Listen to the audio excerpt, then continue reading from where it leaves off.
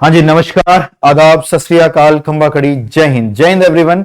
आप सभी लोगों के जितने भी स्टूडेंट अभी 12th में पढ़ रहे थे, फर्स्ट ऑफ ऑल कॉन्ग्रेचुलेशंस। और आप लोगों के परिणाम, आप लोगों की सीबीएसई के रिजल्ट आ चुके हैं।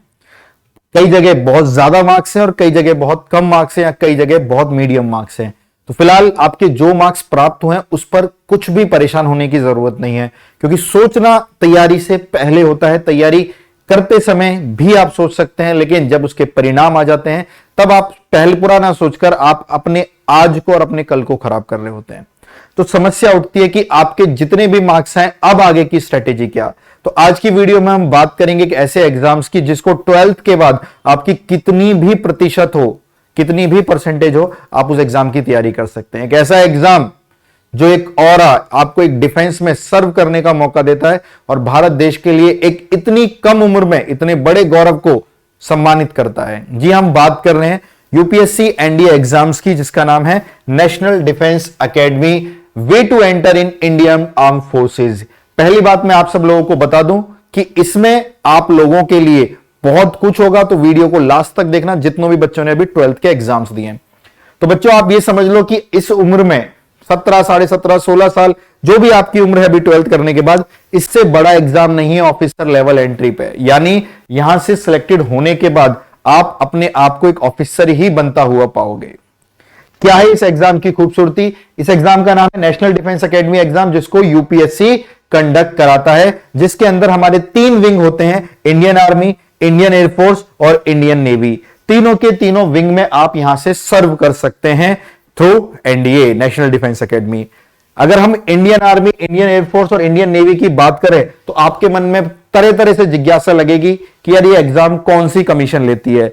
यस, इस एग्जाम को जो कमीशन कंडक्ट कराती है वो यूपीएससी है, यूनियन पब्लिक सर्विस कमीशन।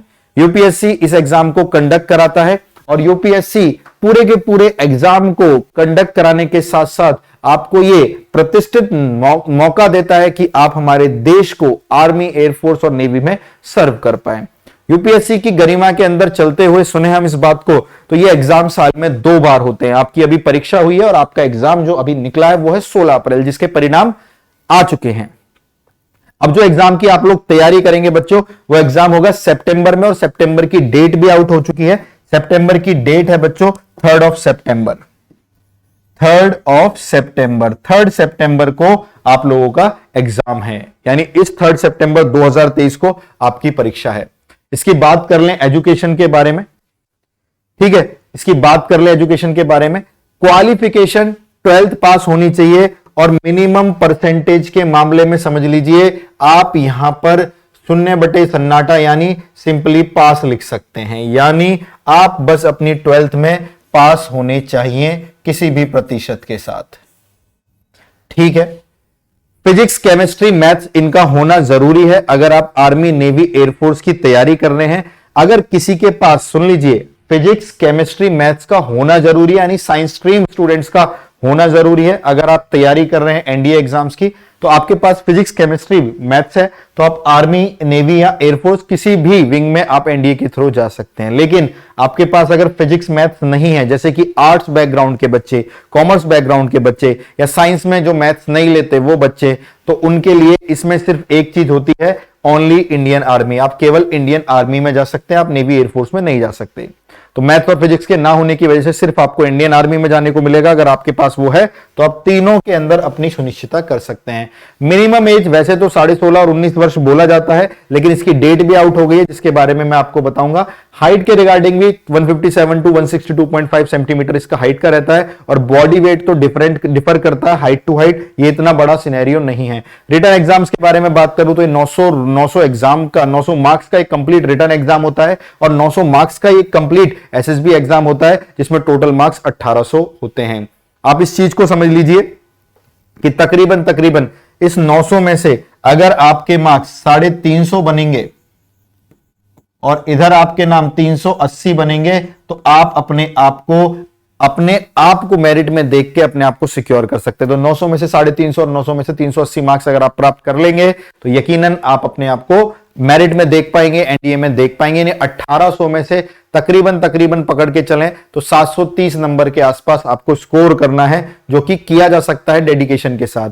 इस रिटन एग्जाम में पहला पेपर मैथ्स का होगा जिसमें 120 क्वेश्चंस होते हैं और ड्यूरेशन 2.5 मार्क्स होती है और टोटल पेपर 300 मार्क्स का होता है, तो प्रत्येक क्वेश्चन 2.5 मार्क्स का आ जाता है, जिससे आपकी 120 इंटू 2.5 300 मार्क्स मैथ्स के आते हैं। दूसरा पेपर जीएटी का आता है जिसमें इंग्लिश होती है, जनरल स्टडी होती है और जनरल साइंस होती है, जिसको कंप्लीट तरीके से बोले तो ये पूरा का पूरा 600 मार्क्स का पेपर बनता है, जिसमें यहाँ पे टोटल आपके 150 क्वेश्चन होते हैं और ईच क्वेश्चन कैरी 4 मार्क्स, तो 150 इंटू 4 600 मार्क्स का आपका पेपर सेकेंड होता है।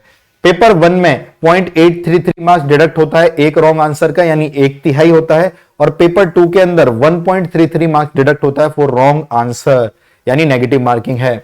और एक पेपर 1 के लिए क्राइटेरिया भी बनाया गया है, जो कि मैथ्स का पेपर है, अगर आप उसके अंदर 25% स्कोर करेंगे तो ही आपका दूसरा पेपर चेक होता है, यानी मैथ्स का इसमें वैसे भी बहुत वेटेज होता है क्योंकि 300 मार्क्स की आ रही है और आप मैथ्स के बारे में नॉलेज रखते हो, आप बहुत मार्क्स गेन कर सकते हो उसके अंदर। और पेपर 2 आपका तभी चेक होगा जब आप पेपर 1 में 25% मार्क्स सिक्योर कर लोगे। आगे की तरफ चले, कितने बच्चा कितना लड़का वाला रिटर्न में अपने आप को सेफ मानता है, तो 375 क्या इस बार तो 350 वाले भी मेरिट प्राप्त किया है जो रिजल्ट आया है, यानी इस 370 को काट के आप 350 कह लीजिए, क्योंकि पेपर का जो लेवल है उसी के अकॉर्डिंग हम लोग इसका अनुमान लगाते हैं। तो 350 वाला भी अपने आप को, 350 से कम वाला भी है, मैं तो फिर भी सेफ स्कोर लेके चल रहा हूं आपके लिए, तो 350 अगर आप 900 में से स्कोर करते हैं तो आप अपने आप को मेरिट में प्राप्त करता हुआ देखता हुआ देख पाएंगे। ठीक है, इतने पर आपकी एसएसबी की कॉल आ जाएगी। मैथ्स के बारे में अगर आप जाने तो जनरली एक एक टॉपिक आपके सामने दिख रहा है, फिर भी समझ लीजिए क्लास 11th और क्लास 12th का एंटायर मैथ्स आता है इस आपके पेपर के अंदर, जो इसकी पेपर की खूबसूरती को बढ़ाता है। अगर हम बात करें सेकंड पेपर की, तो English, chemistry, biology, polity, history, geography, economics, physics के डिजायर्ड सेक्शंस आते हैं, क्योंकि ये भी तो एक बड़े सब्जेक्ट है, इनको कवर कैसे कराओ, तो इसका एक पर्टिकुलर सिलेबस आता है जो यूपीएससी की वेबसाइट पर है और हम लोग अपने टीचर्स द्वारा उस एग्जाम्स की तैयारी भी कराते हैं। बात करें वेतन की, तो जब आप 12th में इसमें सेलेक्ट होंगे तो आपकी पहली पोस्ट, कुछ लोग इसको लेफ्टिनेंट बोलते हैं, कुछ ल्यूटिनेंट बोलते हैं, करेक्ट प्रोनाउंसिएशन लूटिनेंट है। तो लूटिनेंट की जो सैलरी के बारे में बात करेंगे, 56,100 रुपए से 1,77,500 तक मंथली जाती है, जो इसका न्यूनतम और अधिकतम बताया गया है। यह आपके प्रमोशन है, तकरीबन यही प्रमोशन है जो मैंने जनरली आपके आर्मी के लिख दिए हैं, lieutenant, lieutenant, captain, major, lieutenant, colonel, colonel, brigadier, major general, और भी आगे के प्रमोशंस हैं। और यही एयरफोर्स और नेवी में इसी प्रकार से प्रमोशंस आपके आगे की तरफ चलते होते हैं। तो एक कम उम्र में इतनी बेहतरीन सैलरी, इतना बड़ा सम्मान और एक ऑफिसर लेवल की पोस्ट आपका इंतजार कर रही है। तो 12th में जितने भी पाप हो गए, जो भी गलतियां हो गई हैं, जितना भी गड़बड़ हुआ है, थोड़ी देर के लिए भूल जाइए, और अगर आप सच में कुछ करना चाहते हैं तो इस एग्जाम से जुड़िए। एग्जाम आपको बहुत अच्छे से तैयारी कराकर आप अपने आने वाले भविष्य को सुनहरा कर सकते हो, अपने परिवार का भविष्य सुनहरा कर सकते हो। और एक प्राइड वाली बात होती है ना कि देश के लिए चलो यार चलते हैं, कुछ कर दिखाते हैं, वो आप यहां पर आके कर सकते हैं। ठीक है, जिनके मार्क्स बहुत अच्छे हैं वो उनके लिए भी है, जो इट्स जस्ट ऑल अबाउट कि आपके अंदर का पैशन क्या है, आप कैसे देश के लिए क्या करना चाहते हो, और एक कम उम्र में आप उस भाग दौड़ से जीत के बाहर निकल जाओगे जिसमें दुनिया आज डूबी पड़ी है। आप बहुत जल्दी सिलेक्शन लेके अपनी आगे की सारी जिंदगी बहुत खुशी से जियोगे और बहुत गर्व के साथ जियोगे, आपकी फैमिली बहुत गर्व के साथ जिएगी। अब समस्या आती है, आप तैयारी कहां से करेंगे, किस प्रकार से करेंगे। अगर आप लोग, नोटिफिकेशन 17 मई को आउट होने वाला है, यानी आप समझ लीजिए आज से 110 दिन बचे हैं, तो दिल्ली मुखर्जी नगर के अंदर, जब आप जानते होंगे यूपीएससी का एक हब मुखर्जी नगर, वहां पर the Coach Defence Academy Delhi Mukherjee Nagar के अंदर तैयारी कराती है एनडीए की डेडिकेटेड टीचर्स की टीम, जो हर एक टीचर अपने आप में 9-10 साल का एक्सपीरियंस होल्ड करता है। हर एक टीचर तैयारी कराता है आप सब बच्चों को, हर एक सब्जेक्ट के पर्टिकुलर पोर्शंस की, जो आप एग्जाम में कर आएंगे और full out of full marks secure करेंगे।